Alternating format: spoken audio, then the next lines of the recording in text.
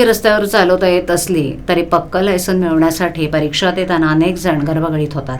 परीक्षेत अनुत्तीर्ण होणाऱ्या चालकांसाठी ठाणे प्रादेशिक परिवहन कार्यालयात आता दुचाकी सिम्युलेटर कक्ष निर्माण करण्यात आला असून दुचाकीस्वारांनी नियमानुसार सुरक्षित वाहन चालवण्यासाठी युनायटेड वे मुंबई आणि एव्हियन्स यांच्या माध्यमातून गेल्या 6 वर्षात 1375 दुचाकीस्वारांनी सिम्युलेटर मशीनवर दुचाकी चालवण्याचं प्रशिक्षण घेतलंय.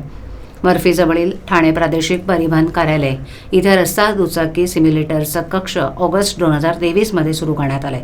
प्रादेशिक परिवहन अधिकारी हेमांगिनी पाटील यांच्या मार्गदर्शनाखाली या कक्षात येणाऱ्या दुचाकीस्वाराला सिम्युलेटर मशीनची योग्य ती माहिती दिली जाते. सिम्युलेटरमुळे दुचाकी चालवताना आपले दोष काय आहेत हे समजण्यासाठी मदत मिळते. दुचाकीस्वारांना वाहतूक नियमानुसार गाडी चालवणं अपेक्षित आहे. रस्त्यावरील सिग्नल, खुणा, वेग मर्यादा इत्यादी सर्व गोष्टींचा अभ्यास करून टेस्ट ड्राईव्हची परीक्षा देणं उत्तम असतं. मात्र परीक्षेत वाहन चालवताना चुका घडतात आणि चालकाला अनुत्तीर्ण केलं जातं. मात्र हे टाळण्यासाठी सिम्युलेटर मशीन महत्त्वाचा दुवा ठरत असल्याची माहिती उपप्रादेशिक परिवहन अधिकारी रोहित काटकर यांनी दिली. तर सिम्युलेटरबद्दल काय सांगाल?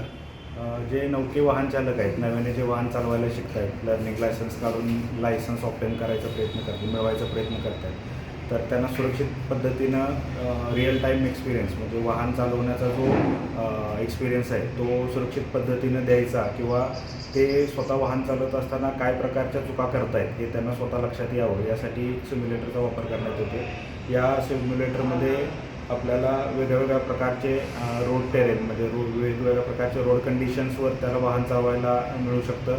त्याला आपण गिअर शिफ्ट करणं, ब्रेकिंग करणं, रस्त्याच्या रोड कंडिशनचं ऑब्झर्वेशन करणं, ह्या ज्या काही बेसिक गोष्टी आहेत ड्रायव्हिंगच्या त्या एक्सपिरियन्स करता येत आहेत.